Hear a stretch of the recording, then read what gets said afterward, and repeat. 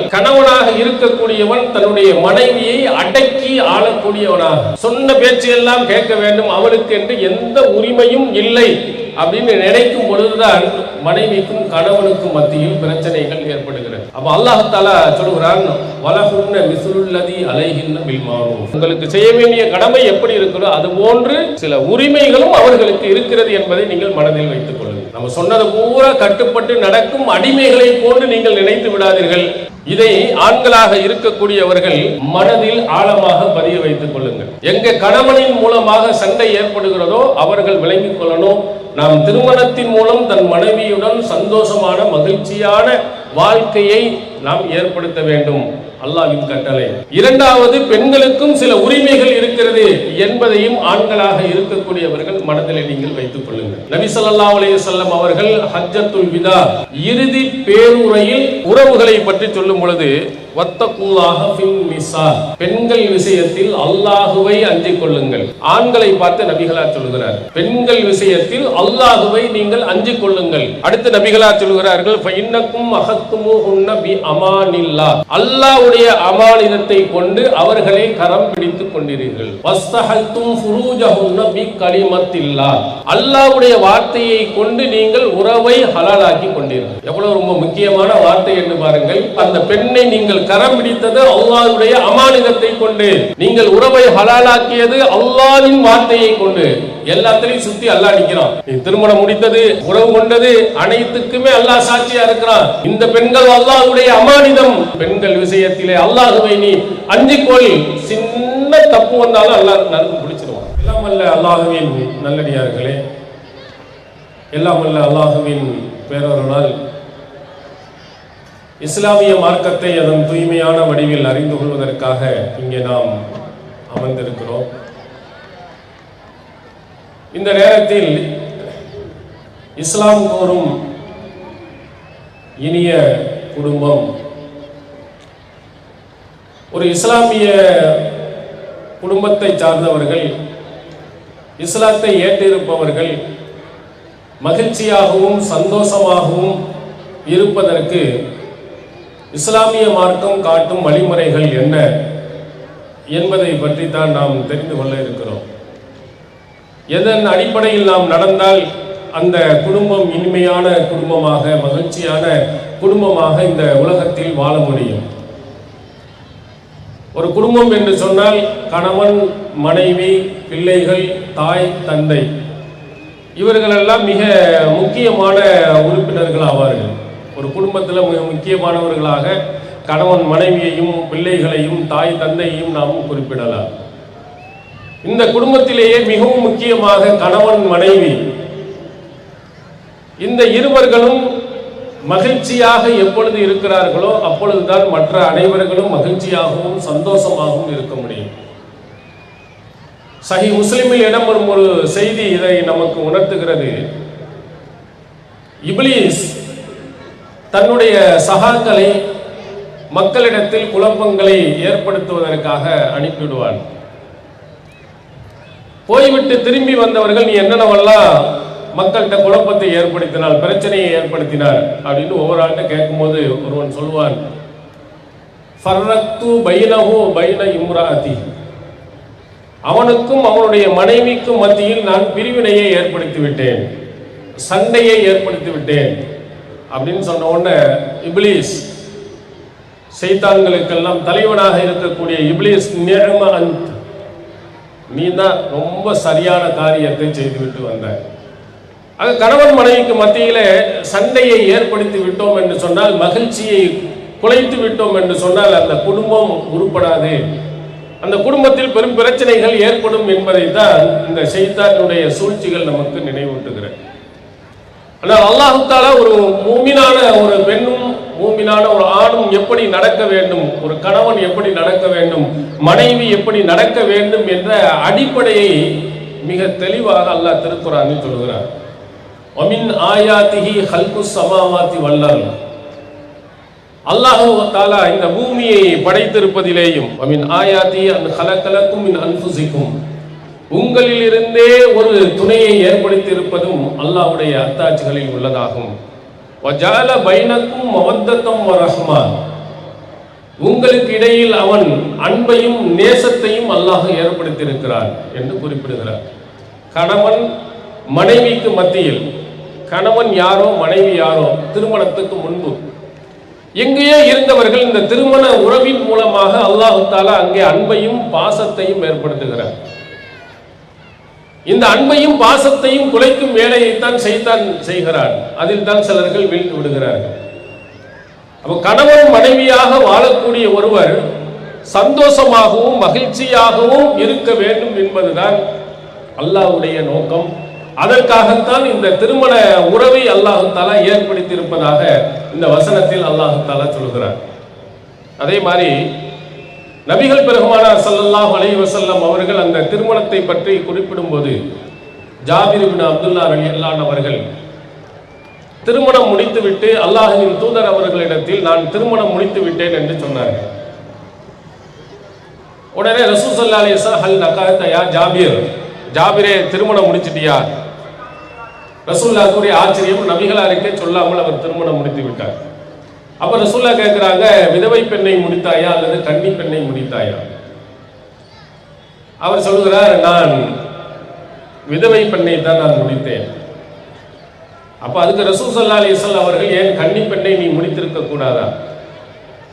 அப்ப அதுல ஒரு அடிப்படைய நபிகளார் அந்த இடத்தில் சொல்கிறார்கள், ஏன் கன்னி பெண்ணை நான் திருமணம் முடிக்க சொன்னேன் என்றால், துலாயிபுஹா வ துலாயிபுக் வ துலாஹிகுஹா வ துலாஹி, அவளுடன் நீ விளையாடுவதற்கும் அவள் உன்னுடன் விளையாடுவதற்கும், நீ சிரித்திருப்பதற்கும் அவள் உன்னுடன் சிரிப்பதற்கும் ஏற்றதாக அமைந்திருக்குமே என்று நபிகளார் குறிப்பிடுகிறார்கள்.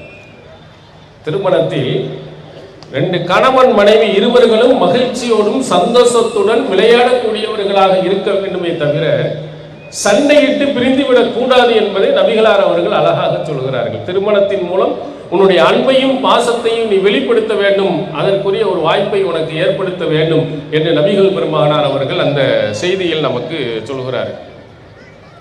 அப்ப இந்த மாதிரி எல்லாம் அல்லாஹ் தஆலா இந்த வசனத்தில் நபிகளாரினுடைய அறிவுரைகளின் மூலமாக நமக்கு சொல்லியிருந்தாலும் நிறைய பேர்களிடத்திலே அந்த அன்பும் பாசமும் அதிகமாக இருப்பதில்லை. அதற்கு என்ன காரணம்? திருமறை குர்ஆனுடைய சில அடிப்படைகளை மனதில் நாம் வைத்துக் கொள்ளாததுதான். நாம் மகிழ்ச்சியாக சந்தோஷமாக வாழ வேண்டும் என்று சொன்னால் ஒரு அடிப்படை விலை கொள்ளுங்கள். அல்லாஹ் சொல்கிறான், ஆஷிரூஹுன்ன பில் மஅரூஃப், திருமணம் முடித்த ஆண்கள் உங்கள் மனைவியர்களுடன் நல்ல முறையில் குடும்பத்தை நடத்துங்கள், மகிழ்ச்சியாக சந்தோஷமாக நடத்துங்கள். இது படைத்த இறைவனின் கட்டளை. ஆண்களுக்கு அல்லாஹ் சொல்கிறான், திருமணம் முடித்த பெண்களோடு மகிழ்ச்சியுடனும் சந்தோஷத்துடனும் நடப்பது உங்கள் மீது கடமை என்று அல்லாஹ் தஆலா சொல்கிறார். இந்த கடமை எங்கே பிரச்சனை உருவாகிறது என்று சொன்னால், கணவனாக இருக்கக்கூடியவன் தன்னுடைய மனைவியை அடக்கி ஆளக்கூடியவனாக, சொன்ன பேச்சையெல்லாம் கேட்க வேண்டும், அவளுக்கு என்று எந்த உரிமையும் இல்லை அப்படின்னு நினைக்கும் பொழுதுதான் மனைவிக்கும் கணவனுக்கும் மத்தியில் பிரச்சனைகள் ஏற்படுகிறது. அப்ப அல்லாஹ் தஆலா சொல்கிறான், வலஹுன்ன மிஸ்லுல்லதி அலைஹின்ன பில் மஅரூஃப், அவர்களுக்கு எப்படி கடமை இருக்கிறதோ, உங்களுக்கு செய்ய வேண்டிய கடமை எப்படி இருக்கிறதோ அது போன்று சில உரிமைகளும் அவர்களுக்கு இருக்கிறது என்பதை நீங்கள் மனதில் வைத்துக் கொள்ளுங்கள். நம்ம சொன்னது பூரா கட்டுப்பட்டு நடக்கும் அடிமைகளை போன்று நீங்கள் நினைத்து விடாதீர்கள். அவர்களுக்கென்றும் சில உரிமைகளை அல்லாஹ் கொடுத்திருக்கிறான். இதை ஆண்களாக இருக்கக்கூடியவர்கள் மனதில் ஆழமாக பதிய வைத்துக் கொள்ளுங்கள். எங்க கணவனின் மூலமாக சண்டை ஏற்படுகிறதோ அவர்கள் விளங்கிக் கொள்ளணும், நாம் திருமணத்தின் மூலம் தன் மனைவியுடன் சந்தோஷமான மகிழ்ச்சியான வாழ்க்கையை நாம் ஏற்படுத்த வேண்டும், அல்லாஹ்வின் கட்டளை. இரண்டாவது, பெண்களுக்கும் சில உரிமைகள் இருக்கிறது என்பதையும் ஆண்களாக இருக்கக்கூடியவர்கள் மனதில் நீங்கள் வைத்துக் கொள்ளுங்கள். சஹீஹ் முஸ்லிமில் இன்னொரு முக்கியமான ஒரு செய்தியை நபி ஸல்லல்லாஹு அலைஹி வஸல்லம் அவர்கள் ஹஜ்ஜத்துல் விதா இறுதி பேருரையில் ரொம்ப முக்கியமாக நமக்கு சொல்லி இருக்கிறார். ஆண்களுக்கு ரொம்ப அடிப்படையான பல விஷயங்களை அந்த இடத்திலே நபிகளார் அவர்கள் சொன்னார்கள். அதுல திரும்ப உறவுகளை பற்றி சொல்லும் பொழுது, வத்தகுல்லாஹ ஃபின் நிஸா, பெண்கள் விஷயத்தில் அல்லாஹுவை அஞ்சிக் கொள்ளுங்கள். இது குறிப்பிட்டது ஆண்களை பார்த்து நபிகளார் சொல்கிறார். பெண்கள் விஷயத்தில் அல்லாஹுவை நீங்கள் அஞ்சிக் கொள்ளுங்கள். அடுத்து நபிகளார் சொல்கிறார்கள் ஃபஇன்னக்கும் அஹத்துமுஹுன்ன பி அமானில்லா, அல்லாஹ்வுடைய அமானிதத்தை கொண்டு அவர்களை கரம் பிடித்துக் கொண்டீர்கள். வஸ்தஹல்தும் ஃபுரூஜஹுன்ன பி கலிமத்தில்லா, அல்லாஹ்வுடைய வார்த்தையை கொண்டு நீங்கள் உறவை ஹலாலாக்கி கொண்டீர்கள். எவ்வளவு ரொம்ப முக்கியமான வார்த்தை என்று பாருங்கள். அந்த பெண்ணை நீங்கள் கரம் பிடித்தது அல்லாஹ்வுடைய அமானிதத்தை கொண்டு, நீங்கள் உறவை ஹலாலாக்கியது அல்லாஹ்வின் வார்த்தையை கொண்டு. எல்லாத்திலையும் சுத்தி அல்லாஹ் நிற்கிறான். நீ திருமணம் முடித்தது, உறவு கொண்டது, அனைத்துக்குமே அல்லாஹ் சாட்சியா இருக்கிறான். இந்த பெண்கள் அல்லாஹ்வுடைய அமானிதம். பெண்கள் விஷயத்திலே அல்லாஹ்வை நீ அஞ்சிக்கொள். சின்ன தப்பு வந்தாலும் அல்லாஹ் நன்கு பிடிச்சிருவான். உன்மேல் தவறுகள் இருக்குமானால், பெண்கள் விஷய தவறாக நீ நடந்து விட்டாய் என்று சொன்னால் அல்லாஹ் மறுமையில் கடுமையாக பிடிப்பான். இது ஹஜ்ஜத்துல் விதாவில் அல்லாஹ்வின் தூதர் அவர்கள் ஆண்களுக்கு சொன்ன ஒரு எச்சரிக்கை. நீ யாரோ ஒருவன் அல்ல, எங்கிருந்தோ யாரோ வைத்து திருமணம் முடிக்கவில்லை, அல்லாஹ்வின் வார்த்தையை கொண்டு நீ செஞ்சிருக்கிற, இறைவனுடைய அமானிதத்தை நீ பிடித்திருக்கிறாய் என்று அல்லாஹ்வின் தூதர் அவர்கள் நமக்கு சொல்லி இருக்கிறாங்க. இது ஒரு எச்சரிக்கை. இவைகளெல்லாம் யார் தன்னுடைய மனைவி விஷயத்தில் மோசமாக நடந்து கொள்கிறானோ, சண்டையிட்டுக் கொள்கிறானோ, பிரச்சனைகளை ஏற்படுத்திக் கொள்கிறானோ, அவர்களெல்லாம் உள்ளத்துல ஆழமா பதிய வைத்து பார்க்க வேண்டும். அல்லாஹ்வுடைய அமானிதமாக இருக்கக்கூடிய பெண்களை, அல்லாஹ்வின் வார்த்தையை கொண்டு நாம் கரம் பிடித்த அந்த பெண்களை நாம் அநியாயம் செய்கிறோம், அக்கிரம் செய்கிறோம், அல்லாஹ் பிடித்து விடுவான் என்ற எண்ணத்தை நீங்கள் உள்ளத்தில் மனதில் வைத்துக் கொள்ளுங்கள். அடுத்ததாக ரசூல் ஸல்லல்லாஹு அலைஹி வஸல்லம் அவர்கள் இன்னொன்றை நமக்கு குறிப்பிடுகிறார்கள். பெண்களாக இருக்கக்கூடியவர்களிடத்தில் இயற்கையிலேயே சில குணங்கள் அல்லாஹ் படைத்திருக்கிறான். இது இறைவனாக ஏற்படுத்திய ஒன்று. ஃபஸ்தௌஸு பின்னிஸா, பெண்கள் விஷயத்தில் நான் சொல்லக்கூடிய அறிவுரைகளை ஏற்றுக்கொள்ளுங்கள் அப்படின்னு நபிகளார் சொல்லிவிட்டு, இந்த பெண்கள் வளைந்த எலும்பை கொண்டு படைக்கப்பட்டிருக்கிறார். இந்த எலும்புல வளைந்த கொஞ்சம் மேலான பகுதியா இருக்கும். எல்லாத்தையும் நீ சமப்படுத்த வேண்டும் என்று நீ நினைத்தால் அதை உடைத்து விடுவாய். அந்த கோணல் இருக்கின்ற நிலையிலேயே நீ இருந்தால் நீ இன்பம் அனுபவிப்பாய் என்று நபி ஸல்லல்லாஹு அலைஹி வஸல்லம் சொன்னார். பெண்கள்கிட்ட அல்லாஹ்வே எப்படி படைத்திருக்கிறார், சில குறைகளோட அல்லாஹ் படைத்திருக்கிறான். எல்லாத்தையும் நீ 100% சரி செய்ய வேண்டும் என்று எண்ணுவது முதல் தவறு. அதை நீ சரி செய்ய முடியாது. பெண்கள்கிட்ட நிறைய தவறுகள் இருக்கும். அதை நீ என்ன செய்து கொள், கண்டும் காணாமலும் விட்டு போய்விடு. நீங்கள் திருமணம் அன்னைக்கு ஏதாவது ஒரு சின்ன ஒரு தப்புவாக நடந்திருக்குன்னு வச்சுக்கிறீங்க, வாழ்நாள் முழுவதிலேயும் அந்த பெண்மணி சொல்லிக்கிட்டே இருப்பார். கபரூதிக்கு வைத்தாலும் கூட அங்கு கூட வந்து என்ன செய்வார், உங்களுக்கு அந்த தவறை சொல்லி காட்டுவார். அது பெண்ணினுடைய இயற்கை குணம். அந்த சின்ன தப்பை கூட உடனே கண்டவோ மறந்தோம் என்று போவதில்லை. அது அப்படியே உள்ளத்துல ரொம்ப ஆழமாக பதிந்திருக்கும். நாம் செய்யக்கூடிய ஒரு சின்ன தவறை கூட பெரிதுபடுத்தி பேசி விடுவார். நம்ம தப்பே செய்யாவிட்டாலும் கூட அது தவறை போட்டு காட்டி விடுவார். ஒரு நகைச்சுவையாக ஒரு செய்தி சொல்வார்கள். இரவு நேரத்தில் வீட்டுக்கு போகிறார்கள், கரண்ட் இல்லை. மனைவியை திறக்க சொல்லுவார், சாவியை போட முடியல. இவர் செல்போனில் லைட் அடிக்கிறாரு, கரெக்டாக பார்த்து நீ துற.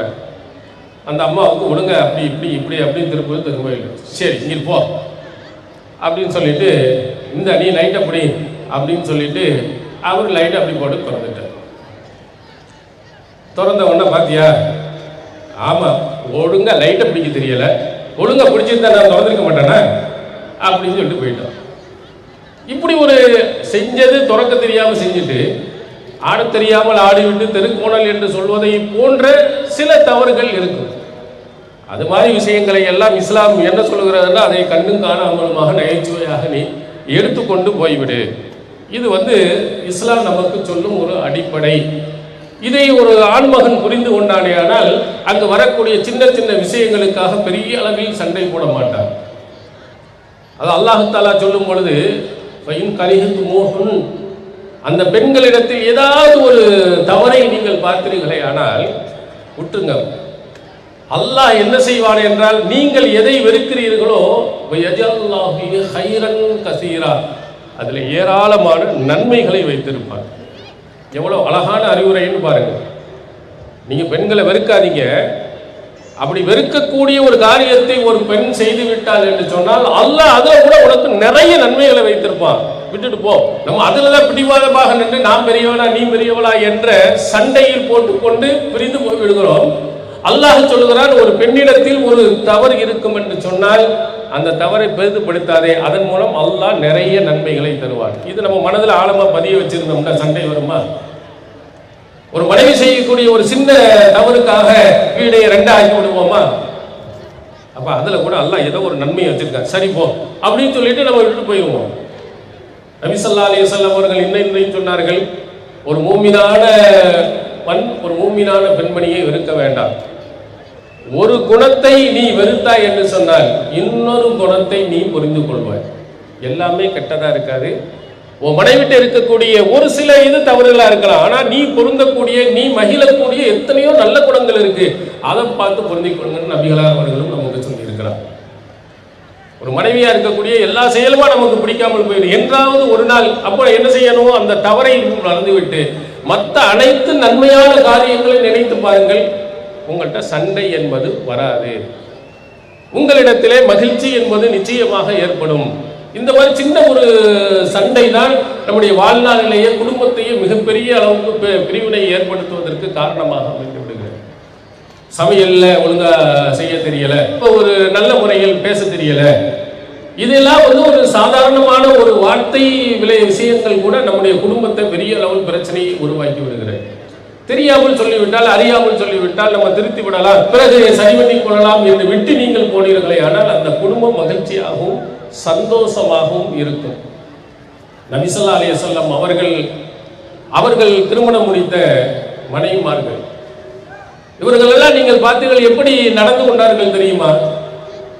அவங்கள்ட்ட எந்த தப்பே வரவில்லை என்று அர்த்தமா? நிறைய பிரச்சனைகள் இருந்தது, நபிகளால் பொறுத்து போனார்கள். நிறைய நபித்தோழர்கள் நபி தோழியர்கள் அவருடைய இதை எடுத்து பார்த்தீர்கள், எவ்வளவு பிரச்சனைகள் இருந்தது. ஆனால் பிந்திய காலத்தில் அவர்கள் சொன்ன வார்த்தையை நீங்கள் கவனியுங்கள். அது மாதிரி ஒரு கணவனை பற்றி மனைவி சொன்னால், மனைவியை பற்றி கணவன் சொன்னால் அவர்கள் மிக மகிழ்ச்சியான சந்தோஷமான இறை திருப்தியை பெற்றவர்களாக கருதப்படுவார்கள். அபூ ஸலமா ரலியல்லாஹு அன்ஹு அவர்கள் இறந்த போது நபி ஸல்லல்லாஹு அலைஹி வஸல்லம் அவர்கள் அங்க சொல்லுகிறார்கள், யாராவது உங்களுக்கு துன்பம் ஏற்பட்டது என்று சொன்னால் ஒரு துஆவை சொல்லுங்க, இன்னா லில்லாஹி வ இன்னா இலைஹி ராஜிஊன், அல்லாஹும்ம அஜுர்னி ஃபீ முஸீபத்தி வஹ்லுஃப் லீ கைரம் மின்ஹா அப்படின்னு ஒரு துஆவை கேளுங்க. நமக்கு இன்னா லில்லாஹி வ இன்னா இலைஹி ராஜிஊன் தெரியும். அடுத்ததுல ரசூலுல்லாஹ் என்ன சொல்றாங்க? இறைவா எனக்கு ஏற்பட்ட முசீபத்துக்கு நன்மை கொடு, அல்லாஹும்ம அஜுர்னி ஃபீ முஸீபத்தி, எனக்கு எவ்வளவு கவலை கஷ்டத்தை கொடுத்துட்டேன், அதுக்கு பதிலாக நன்மையை கொடுத்துரு, அதுக்கு நல்லது எனக்கு ஏதாவது செஞ்சிரு அப்படின்னு அல்லாஹ்ட்ட கேளுங்க. வஹ்லுஃப் லீ கைரம் மின்ஹா, அதை விட ஒரு சிறந்ததை கொடு, எவ்வளவு கஷ்டத்தை கொடு, இதை விட ஒரு நல்லதை கொடுத்துரு. இப்படி யாராவது கேட்டால் அல்லாஹ் அவர்களுக்கு சிறந்ததை தராமல் இருப்பதில்லை. எவ்வளவு கஷ்டப்படுறோம், நமக்கு ஒரு பிள்ளை இறந்து விட்டால் என்றால் நீங்க கேட்டீங்கன்னா இதை விட ஒரு சிறந்த பிள்ளையை அல்லாஹ் தஆலா கொடுப்பான்.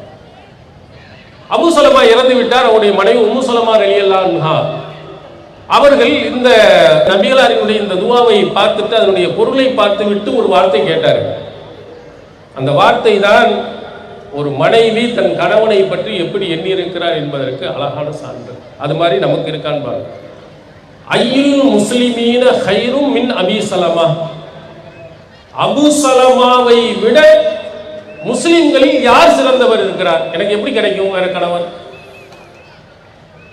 இப்படி மனைவி உங்களை பற்றி சொல்வாளா? நீங்கள் இறந்ததற்கு பிறகு என் கணவனை விட ஒரு சிறந்தவன் யாரு இல்லை அப்படின்னு சொல்ற அளவுக்கு நீங்கள் நடந்திருக்கிறீர்களா? சனிய தொலைஞ்சு போச்சு, அல்லாஹ் நம்மளை காப்பாத்தினா அப்படிங்கிற மாதிரி தான் நிறைய பெண்களுடைய நிலை இருக்கிறது. வெளியே சொல்லாவிட்டாலும் மனசுக்குள்ள நினைத்துக் கொள்வர்கள் உண்டு. எப்படி அவங்க மனசில் நினைக்க வேண்டும், என்னுடைய கணவனை விட இந்த ஊரில் இந்த உலகத்தில் சிறந்தவர்கள் யாரும் இல்லை அப்படின்ற எண்ணத்தை ஏற்படுத்தும் விதமாக அபூ ஸலமா ரலியல்லாஹு அன்ஹு நடந்ததின் காரணத்தினால் தான் உம்மு ஸலமா ரலியல்லாஹு அன்ஹா அப்படி சொல்கிறார்கள். ஒரு கணவன் மனைவி இடத்தில் இப்படி நடக்கணும், அப்படி இருக்கிறீங்களான்னு பாருங்க. ரசூலுல்லாஹ் சொன்னாங்க, அன கைருக்கும் கைருக்கும் லி அஹ்லிஹி அன கைருக்கும் லி அஹ்லி, உங்களில் சிறந்தவர் தன்னுடைய குடும்பத்தினர் மனைவியிடத்தில் சிறந்தவர் ஆவார். நான் என்னுடைய மனைவியிடத்தில் சிறந்தவராக இருக்கிறேன் சொன்னாங்க.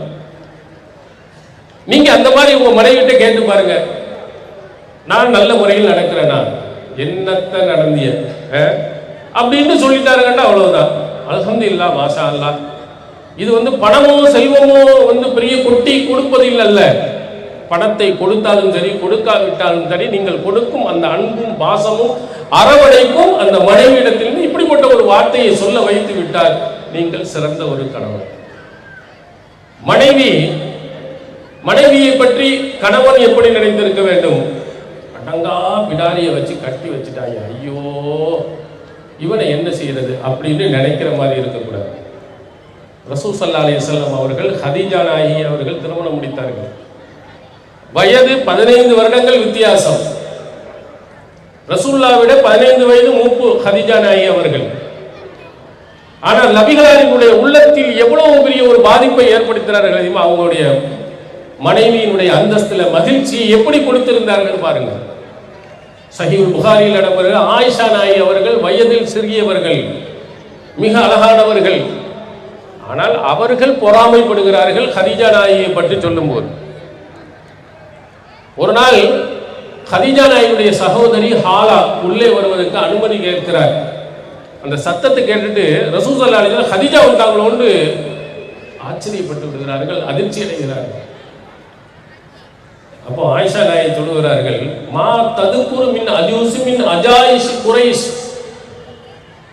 குறைஷ் வழியிலேயே வயதான கிழவியாக இருக்கக்கூடிய ஒரு கிழவியை நீங்கள் நினைத்துக் கொண்டிருக்கிறீர்கள். ஹம்ரா சதுகைன், 2 தாடைகளும் சிவந்த காலத்தால் அழிந்து போய்விட்ட ஒரு கிழவியை போய் நினைத்துக் கொண்டிருக்கிறீர்கள். இன்னொரு மனைவி சொல்றாங்க. ரசூலுல்லாஹ் பாருங்க, அவங்களை விட வயதில் குறைந்த எத்தனை மனைவி இருந்தாலும் ஹதீஜா நாயகியை பற்றிய உள்ளத்தில் எப்படி எப்ப பார்த்தாலும் ஹதீஜா ஹதீஜா என்றே நினைத்துக் கொண்டிருப்பார்கள், சொல்லிக் கொண்டிருப்பார்கள். அப்ப எப்படி நடந்திருப்பார்கள்? தன்னுடைய கணவனிடத்தில் எப்படி நடந்திருப்பார்கள்? அந்த பெண்மணி எவ்வளவு மகிழ்ச்சியாக அவர்கள் இருந்திருப்பார்கள். ரசூல் ஸல்லல்லாஹு அலைஹி வஸல்லம் அவருடைய இன்ப துன்பங்கள் அனைத்தையும் கலந்து கொண்டிருந்த காரணத்தினால் ஹதீஜா நாயகியை பற்றி அவ்வளவு உயர்ந்த எண்ணம் நபிகளாரின் உள்ளத்தில் ஆழமாக பதிந்திருந்தது. அது மாதிரி எந்த ஒரு பெண்ணாக இருக்கட்டும், எந்த ஒரு ஆணாக இருக்கட்டும், கணவன் மனைவியை பற்றி உயர்ந்த எண்ணத்திலே கணவன் இருக்க வேண்டும், கணவனை பற்றிய உயர்ந்த எண்ணத்தில் மனைவியும் இருக்க வேண்டும். அப்படிப்பட்ட ஒரு மகிழ்ச்சியான இன்பமான குடும்பம் தான் இஸ்லாம் காட்டும் ஒரு இனிய ஒரு குடும்பம். அந்த குடும்பத்தில் இந்த மாதிரிலாம் சண்டைகள் வருவதற்கு ஷைத்தானினுடைய சூழ்ச்சிகள் நிறைய இருக்கும். அதையெல்லாம் உடைத்தெறிந்து விட்டு நீங்கள் மகிழ்ச்சியோடும் சந்தோஷத்தோடும் இருங்கள். ரசூல் ஸல்லல்லாஹு அலைஹி வஸல்லம் காலத்தில் அவர்களிடத்தில் சண்டையே வரவில்லை என்று சொல்ல முடியாது. வந்தது அதோடு கொஞ்ச நேரத்தில் மறைந்து போய்விடும். அதை நினைத்து கொண்டு அந்த சண்டையை பெரிதுபடுத்தியவர்கள் அவர்கள் இல்லை என்பதை அவருடைய வரலாறுகள் நமக்கு எடுத்து காட்டுகிறது.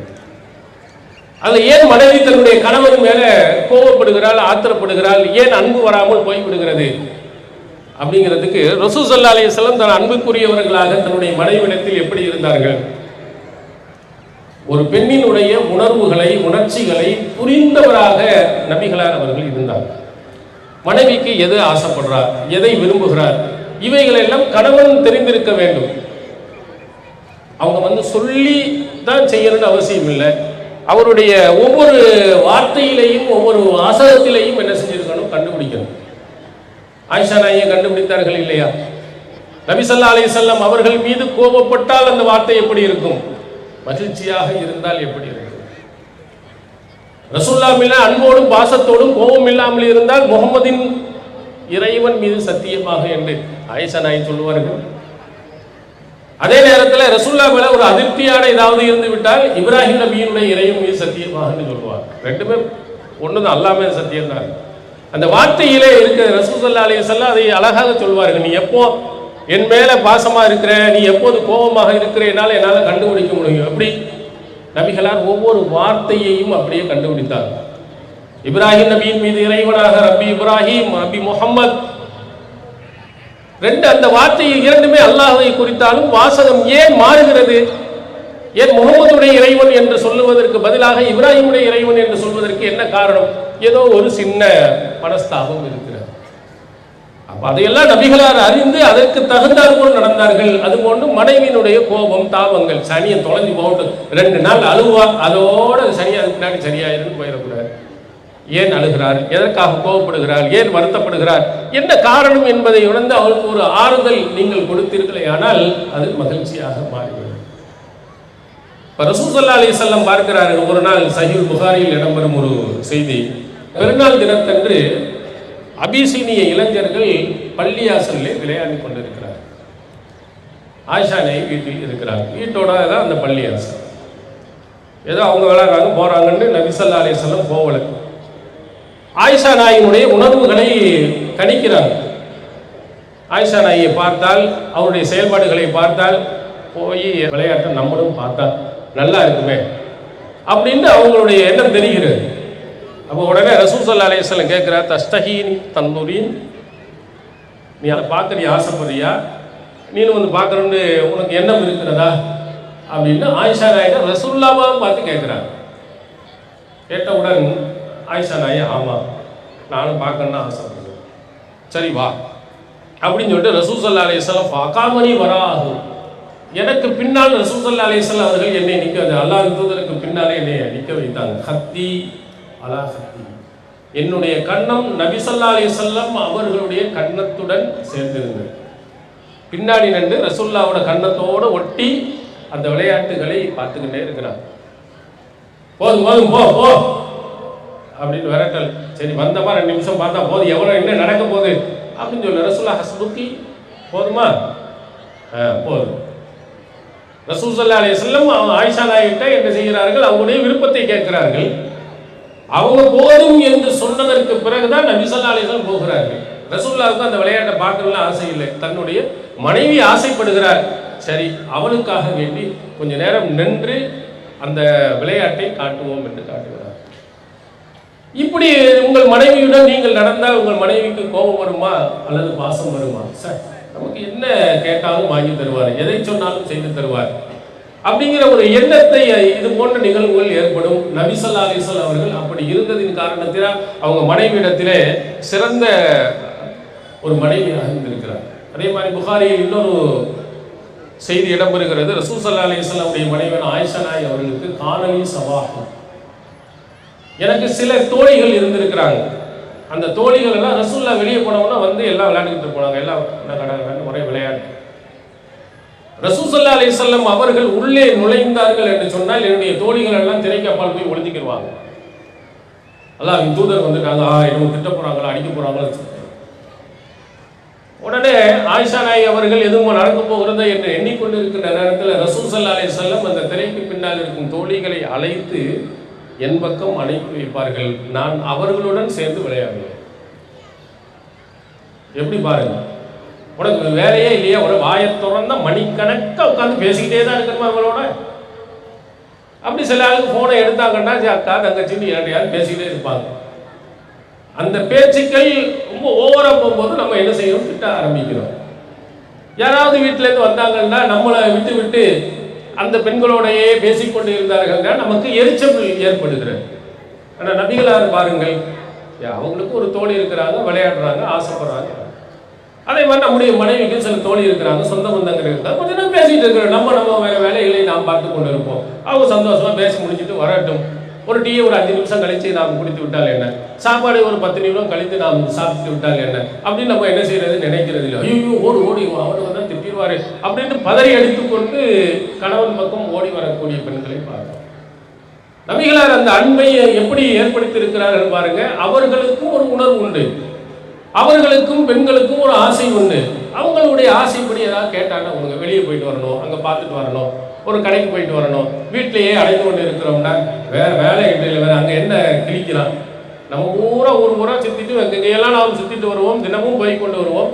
மனைவி ஒரு இடத்தில் போய்விட்டு வருவோம் என்று சொன்னால் நாம் கோவப்பட்டால் எரித்து விழுந்தோம் என்றால் மனைவியுடைய உள்ளத்தில் என்ன நிலை பதிவாகும்? நம்ம கேட்டே பிரயோஜனம் கிடையாது. அதனால்தான் அதிகமான பெண்கள் தங்களுடைய காரியத்தை எப்படி சாதிப்பார்கள் தெரியுமா? தான் பிள்ளைய வச்சு தான் சாதிப்பாங்க. பிள்ளைகிட்ட சொல்லி நினைக்க. ஆனால் பிள்ளை மேலே பாசம் உள்ள தந்தை என்ன செய்வாருன்னா கண்டிப்பாக சரி தருவார்.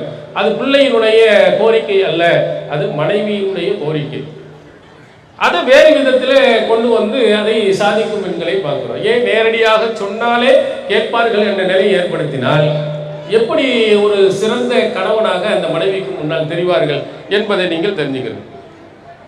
அதே மாதிரி ஒரு அன்பை ஏற்படுத்தும் இன்னொரு காரியம் நபிகளாரின் மீது ஏற்பட்டதுக்கு என்ன காரணம்னா, மனைவிக்கு ஏற்படக்கூடிய இன்பம் துன்பங்கள் எல்லாத்திலையும் நபிகளார் கலந்துருந்தார். வீட்டில் வேலை பார்க்கக்கூடிய நேரத்தில் ஒரே ஒரு பெண்ணாக இருந்து வேலை செய்கிறார்கள், கஷ்டப்படுகிறார்கள் என்றால் நபி ஸல்லல்லாஹு அலைஹி வஸல்லம் கான யகூனு ஃபீ மிஹ்னத்திஹி, அந்த மனைவியினுடைய வேலையில் ஒத்தாசை செய்பவர்களாக உதவி செய்பவராக நபிகளார் அவர்கள் இருந்தார். ஆயிஷா நாயிட்ட கேட்குறாங்க, ரசூல் ஸல்லல்லாஹு அலைஹி வஸல்லம் உங்கள் வீட்டில் எப்படி நடந்துக்குவாங்க? காலுக்கு மேலே காலிட்டு அல்லாஹ்வின் தூதர் அவர்கள் கையமுக்கு காலமுக்கு தலையமுக்கு தலையை செய்வர் இப்படின்னு சொல்லி கொண்டு இருப்பார்களா? என்ன செய்வார்கள் என்று கேட்கும்போது தன்னுடைய மனைவிக்கு ஏதாவது வேலைகள் செய்ய உதவி செய்ய முடியுமானால் அதை செய்வார்கள். முஸ்னத் அஹ்மத் என்ற ஹதீஸ் நூலில் வருகிறது, யஹூதி ஸௌபஹு வ யஹ்ஸிபு நஅலஹு, கிழிந்த ஆடைகளை தைத்துக் கொள்வார்கள், செருப்பை தைச்சுக்கிடுவாங்க. ஒரு ஆண்மகன் வீட்டில் என்ன வேலைகள் எல்லாம் செய்ய முடியுமோ அத்தனை வேலைகளையும் அவர்கள் செய்வார்கள். இதை நீங்கள் செய்து காட்டுங்கள், உங்கள் மேல அன்பு வருதா இல்லையா இருப்பாங்க. மனைவிக்கு காய்ச்சலா இருக்கு, உடம்பு முடியாம இருக்கு, வீட்டில் சமைக்கணும், ரொம்ப கஷ்டப்படுகிறார் என்று சொன்னால் பாத்திரங்களை கழுவி கொடுங்க, பாத்திரங்களை கழுவி கொடுங்கள், ஆடைகளை துவைத்து கொடுங்கள். அவள் கேட்காமலேயே அவள் செய்யக்கூடிய வேலைகளை உங்களால் செய்ய முடிந்ததையெல்லாம் செய்து முடிங்கள். உள்ளத்தில் எப்படி இருக்கும்? நம்ம கஷ்டப்பட்டோம்னா அவர் துடி துடிச்சிடுறாரு, நமக்கு உட முடியவில்லை என்று சொன்னால் நமக்கு உத்தாசியாக அவர் இருக்கிறார் என்ற ஒரு அன்பு பாசம் கண்டிப்பா வருமா வராது? நம்ம அவருக்கு முடியாமல் இருந்தாலும் அதை செய்ய இதை செய்ய அப்படி பண்ணி இப்படி பண்ணி என்று வேலைக்கு மேல் வேலை கூடுதலாக நாம் கொடுத்தோம் என்று சொன்னால் நம்ம மேல அன்பு வருமா வெறுப்பு வருமா? நாம் அதை யோசிப்பதில்லை. நமக்கு வேலை நடக்கணும், என் வேலை சரியாக வேண்டும் என்ற அடிப்படையில் தன்னுடைய மனைவிகளை கொடுமைப்படுத்தக்கூடியவர்கள் நிறைய பேர்கள். நபிகளார் அந்த மனைவி கஷ்டப்படுகின்ற நேரத்தில் சிரமப்படுகின்ற நேரத்தில் அல்லது சாதாரண இருக்கிற நேரத்தில் கூட அவர்கள் உதவி செய்வார்கள். காய்கறி வெட்டி கொடுக்கலாம், அவங்களுக்கு செய்ய முடிந்த வேலைகள் ஆண்களால் என்ன செய்ய முடியுமோ அதை செய்யலாம். இதையெல்லாம் செய்வது தன்னுடைய மனைவி தன் மீது அன்பு செலுத்துவதற்கு காரணமாக அமையும். இதை நபி ஸல்லல்லாஹு அலைஹி வஸல்லம் அவர்களுடைய மனைவிமார்களிடத்தில் அல்லாஹ்வின் தூதர் அவர்கள் செய்திருக்கிறாங்க. இதையும் நீங்க கவனத்தில் வைக்கணும். அடுத்ததாக கணவன் மனைவிக்கு மத்தியில் அன்பு போய்விடுவதற்கு முக்கியமான காரணங்கள் பொருளாதாரத்தை ஒழுங்கா கொடுப்பதில்லை. கஃபாபில் மரி இஸ்மன் ஐயப்போது, ஒருவர் கெட்டவன் என்பதற்கு போதுமான சான்று என்னவென்றால் தன் யார் பொறுப்பில் இருக்கிறார்களோ அவர்களை வீணடிப்பது, ஒழுங்கா பொருளாதாரம் எதுவும் கொடுக்காம நாசம் பண்ணுவது.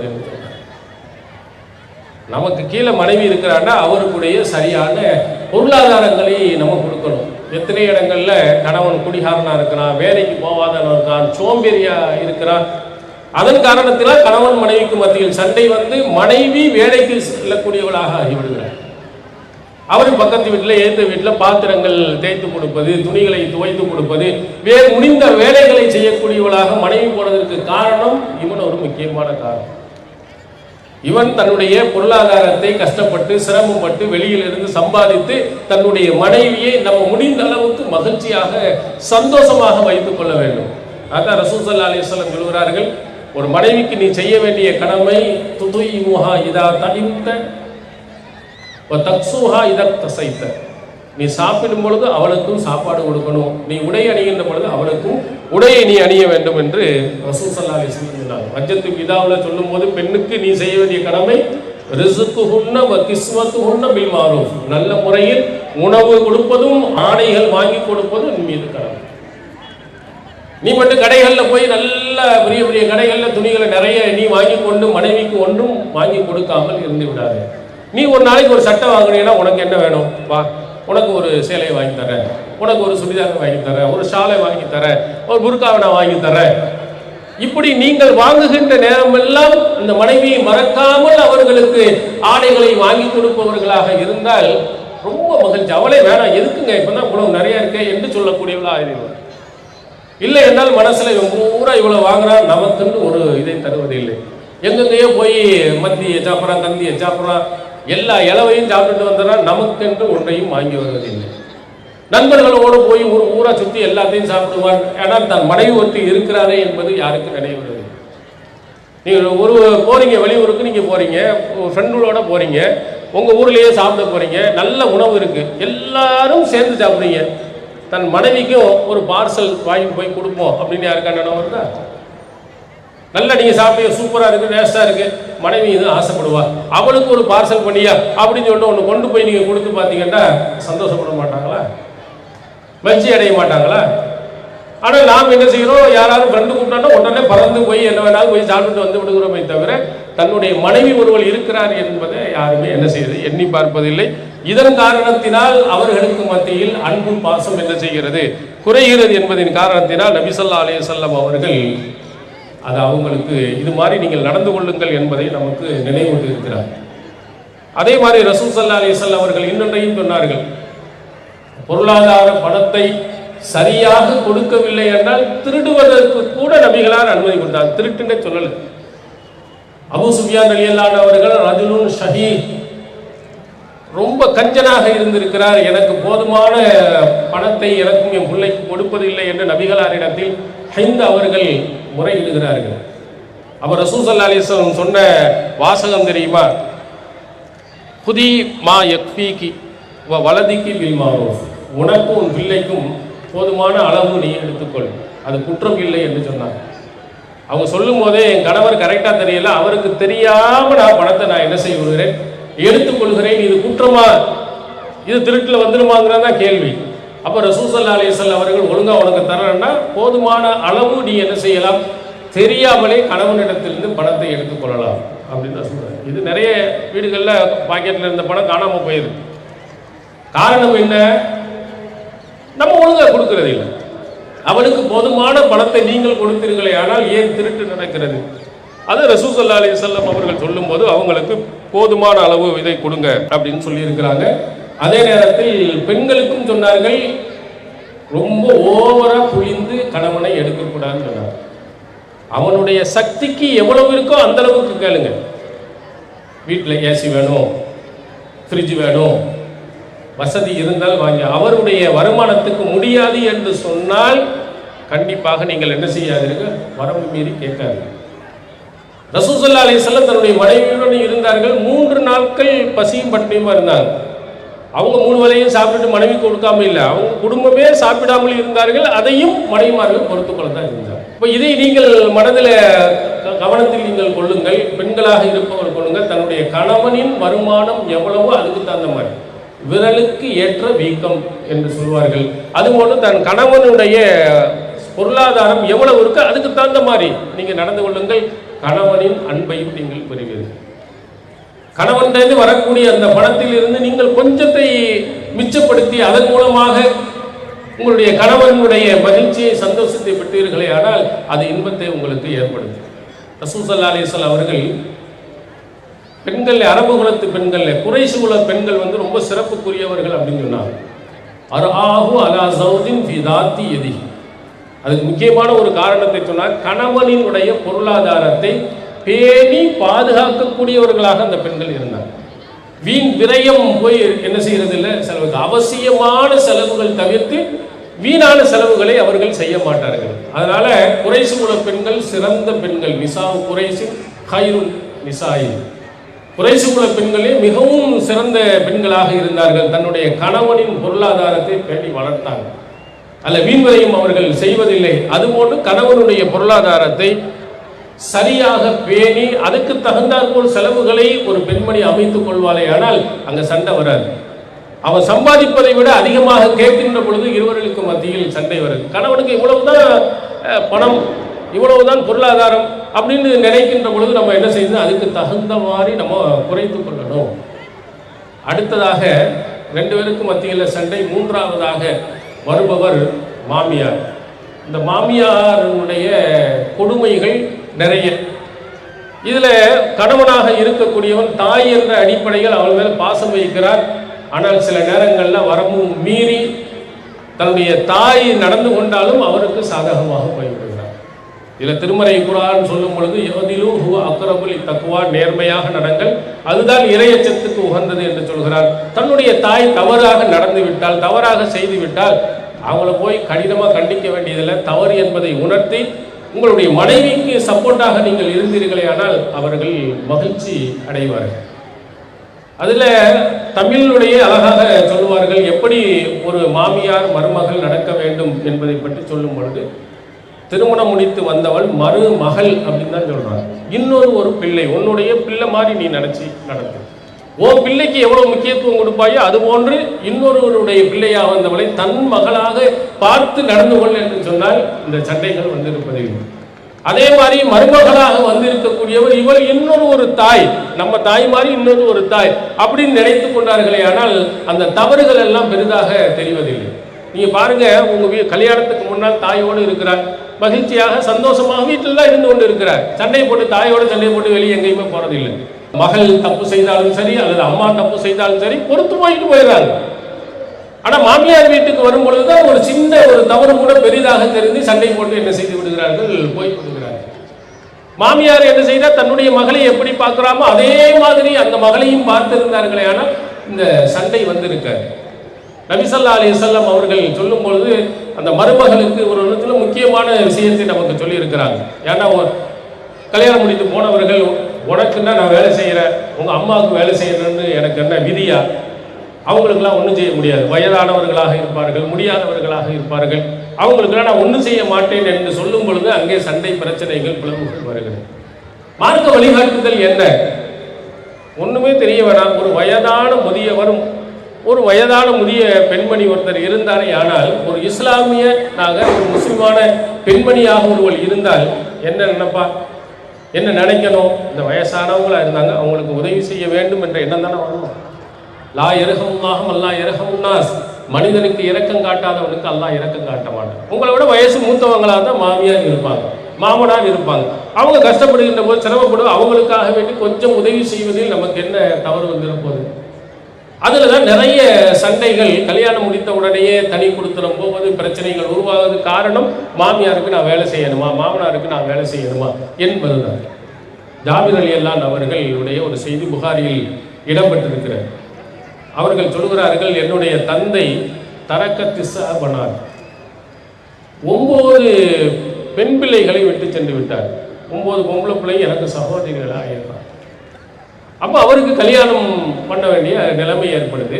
அப்போ என்ன செஞ்சாருன்னா, கன்னி பெண்ணை விட்டு விதவை பெண்ணை கல்யாணம் முடிச்சார். அப்போ ரசூல் ஸல்லல்லாஹு அலைஹி வஸல்லம் அவர்கள் கேட்குறாங்க, ஏன் கன்னி பெண்ணை முடிக்கலையே, விதவை பெண்ணை முடிச்சார்?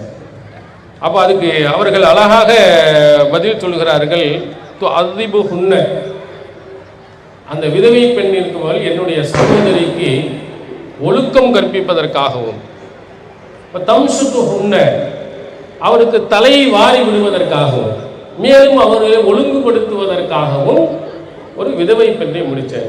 சின்ன வயதாக இருந்தால் என்னுடைய சகோதரி அதே வயசுல இருப்பாங்க. கொஞ்சம் வயதில் மூத்தவராக இருந்தால், அனுபவம் உள்ளவளாக இருந்தால், என் சகோதரியை அவள் நல்ல முறையில் பார்த்து தலை வாரி விட்டு ஒழுக்கம் கற்பித்து என் சகோதரியை நல்ல முறையில் பார்த்து கொள்வாள். அதற்காகத்தான் நான் விதவை பெண்ணை திருமணம் முடித்தேன்.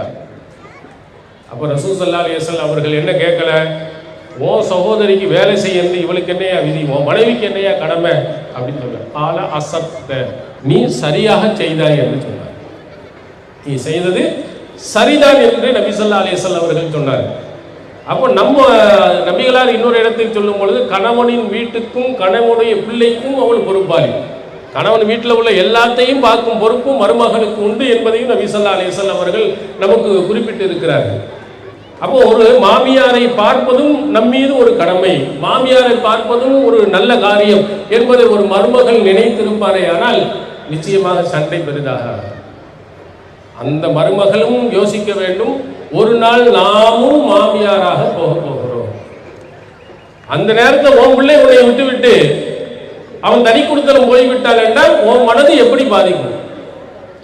இப்படி மாமியாரா இல்ல மருமகளா இருக்கிறாய், இன்னொரு காலத்தில், இன்னும் கொஞ்ச காலத்தில் நீயும் என்ன செய்வாள், மாமியாராக மாறுவாய். உன்னை இப்படி விட்டு சென்றால் நீ ஏற்றுக்கொள்வாயா? ஒரு மகன் உன்னை விட்டு விட்டு போய்விட்டார் என்னாலும் ஏற்றுக்கொள்வாயா? நீ உடம்பு முடியாமல் இருக்கின்ற பொழுது உன் மகன் தனியாக மனைவியோடு சந்தோஷமா இருந்தால் ஏற்றுக்கொள்வாயாக? பொத்தி வளர்த்த அப்படி செஞ்ச, இங்க செஞ்ச, அதை செஞ்ச எல்லாம் சொல்ல மாட்டோமா? சின்ன பிள்ளையை பற்றி தன்னுடைய கணவரிடத்தில் என்ன சொல்வார்? அம்மா பேச்சு ஒரு பேச்சு கூட கேட்க மாட்டேங்கிறான், கண்டிச்சு வைங்க, திட்டு வைங்க அப்படின்னு என்ன சொல்வாள்? இவளே தன்னுடைய கணவன் போய் சொல்லுவார். சொல்வது என்ன? அம்மா பேச்ச கேட்க மாட்டேங்கிறான். ஆனா அவர் கணவர் அவருடைய அம்மா பேச்ச கேட்கக்கூடாது. கேட்காத அப்ப என்ன ஞானம் இது? உன் பிள்ளை மட்டும் உன் பேச்சை கேட்கலாம் என்றால் உன்னுடைய கணவர் அவங்க அம்மா பேச்சை கேட்கக்கூடாதா? அவங்களுக்கு உதவி செய்யக்கூடாதா? இதை தானும் அந்த மாமியாருடைய நிலையில் இருந்து நீங்கள் பார்த்தீர்கள் என்று சொன்னால் நிச்சயமாக நீங்கள் இதை புரிந்து கொள்வீர்கள். சண்டைகள், பிரச்சனைகள் வராமல் மாமியாரும் மருமகளும், அவங்க மகளும், ஒரு மகள் ஒரு மருமகன் எப்படி இருப்பான், மகள் மருமகள் எப்படி இருப்பாள், அதுபோன்று மகிழ்ச்சியாக அவர்கள் இருந்து விடலாம். இது யாரோ ஒருவருக்கு நாம் பார்க்கிறோம் என்ற அந்த எண்ணம் நம்முடைய உள்ளத்தில் இருக்கின்ற பொழுது கண்டிப்பாக சண்டைகள் ஏற்படும். இது என்னுடைய அம்மாவை போன்று, இவர் என்னுடைய அப்பாவை போன்று. என்னுடைய தாய் கஷ்டப்பட்டால், என்னுடைய தாய் சிரமப்பட்டால் என்று சொன்னால் அதை பார்ப்பது எனக்கு எப்படி கடமையோ அதுபோன்று என்னுடைய கணவனுடைய தாயும் தந்தையும் பார்ப்பதும் எனக்கு நன்மையை தரும் என்று நீங்கள் எண்ணுவீர்களே. ஆனால் அந்த இது மாதிரி நீங்கள் நடப்பீர்கள் என்று சொன்னால் கணவனுடைய அன்பையும் பாசத்தையும் நீங்கள் கண்டிப்பாக பெற முடியும். இதையும் மார்க்கம் நமக்கு ரொம்ப தெளிவாக நமக்கு சொல்கிறது. இறுதியாக பிள்ளைகள் மீது அன்பும் பாசத்தையும் காட்டுவது, பிள்ளையினுடைய பொறுப்பும் வளர்ப்பது தாய்க்கு பொறுப்பு என்று நபி ஸல்லல்லாஹு அலைஹி வஸல்லம் அவர்கள் சொல்லியிருக்கார். அதனால் கணவன் தன் பிள்ளை மேலே பாசத்தை காட்டாமல் அன்பு காட்டாமல் இருப்பதும் அங்கே மகிழ்ச்சியை ஏற்படுத்தார். பாசத்தையும் அன்பையும் காட்டினால் கண்டிப்பாக அங்கே ஒரு மகிழ்ச்சியை ஏற்படுத்தும். சஹீஹ் புகாரியில் நீங்கள் எடுத்து பாருங்கள், ரசூல் ஸல்லல்லாஹு அலைஹி வஸல்லம் அவர்கள் அவங்களுக்கு பிள்ளை பெரிய அளவோட இல்லை, ஆனால் பேரன்கள் இருந்தார், பேத்திகள் இருந்தார். இப்போ ரசூல் ஸல்லல்லாஹு அலைஹி வஸல்லம் தன்னுடைய பிள்ளைகள் மேலே எப்படி இருந்தார்கள் என்று சொன்னால், ரசூல் ஸல்லல்லாஹு அலைஹி வஸல்லம் அவர்களுடைய தோளில் ஹசன் ரலியல்லாஹு அவர்கள் உட்கார்ந்து கொண்டு இருந்தார். தோளுக்கு மேலே தூக்கி வச்சுக்கிட்டு, ஒரு இறை தூதர் ஒரு பிள்ளையே தோல் மேலே தூக்கி வச்சுக்கிட்டு இருக்கிறார். இருந்துகிட்டு சொல்லுகிறார்கள், அல்லாஹ்வை பார்த்து சொல்கிறார், இன்னி உஹிப்புஹு ஃபஅஹிப்பஹு, இறைவா இவனை நான் நேசிக்கிறேன், நீனும் உன்னுடைய நேசத்தை அவன் மீது பொழி அப்படின்னு. சஹீஹ் புகாரி இன்னொருடைய செய்தியிலே ரசூல் ஸல்லல்லாஹு அலைஹி வஸல்லம் அவர்கள் ஃபாத்திமா ரலியல்லாஹு அவருடைய வீட்டினுடைய திண்ணையில் அமர்ந்து கொண்டு அசம்ம லுகவு அந்த பொடிப்பை எங்க இந்த ஹசன் ரலியல்லாஹு அவர்களை கேட்கிறாங்க, எங்க அந்த பொடிப்பையனை காண, என் பேரன் எங்க அப்படி ரசூல் ஸல்லல்லாஹு அலைஹி வஸல்லம் கேட்கிறார்கள். உடனே ஹசன் ரலியல்லாஹு ஓடி வரும் பொழுது ஆனகஹு வ கப்பலஹு, ரசூல் ஸல்லல்லாஹு அலைஹி வஸல்லம் அந்த பிள்ளையை கட்டி அணைத்து முத்தமிட்டு மகிழ்ச்சியை வெளிப்படுத்தினார்கள் என்ற செய்தியை பார்க்கிறோம். தன் மனைவி மீதும் அன்பு, தாயின் மீதும் அன்பு, தன்னுடைய பிள்ளைகள் மீதும் அன்பும் பாசத்தோடும் நடக்கின்ற பொழுது அது ஒரு இனிமையான குடும்பமாக அமையும் என்பதை நபி ஸல்லல்லாஹு அலைஹி வஸல்லம் அவர்கள் திருமறை குர்ஆனும் நமக்கு காட்டியிருக்கிறது. அதில் குறிப்பாக ஆண்களாக இருப்பவர்கள் பெண்களை அடிமைகளாக நினைத்து விடாமல் அவர்களுக்கும் உரிமை இருக்கிறது, அவர்களுக்கும் உணர்வுகள் இருக்கிறது, அவர்கள் செய்கின்ற தவறுகளை பொறுத்து மறுமை நாளில் நன்மையை பெறுவோம் என்ற அடிப்படையில் நடந்து இன்பமான குடும்பமாக, இஸ்லாமிய குடும்பமாக எல்லாம் அல்லாஹ் தஆலா புரிவானாக. இஸ்லாம் மற்றும் சமுதாய செய்திகளை அறிந்து கொள்ள தமிழ்நாடு தௌஹீத் ஜமாஅத் யூடியூப் பக்கத்தை உடனடியாக சப்ஸ்கிரைப் செய்து கொள்ளுங்கள். மேலும் பெல் பட்டனையும் கிளிக் செய்து கொள்ளுங்கள்.